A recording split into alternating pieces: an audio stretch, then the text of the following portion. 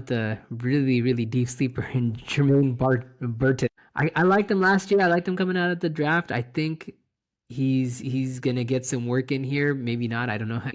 I just liked him out of the draft. I thought there was a reason they took him, and hopefully he gets some work in with the as the guy maybe behind Chase and Higgins, and especially if Higgins misses time with injury, which he has a history of doing. So I do think there's a role that Burden can carve out. And if you're drafting T Higgins, definitely draft one some other Bengal wide receiver that's behind him because he's definitely gonna miss games.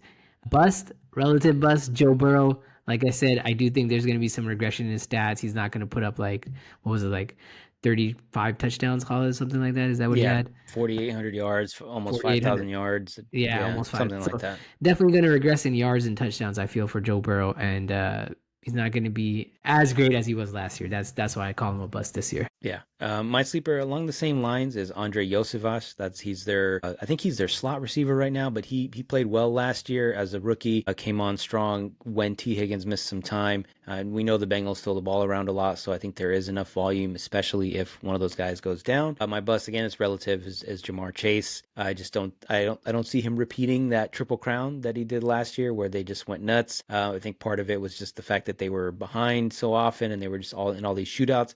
I think they still will be in those shootouts, but I just don't see him matching that same level of production, which was pretty crazy last season.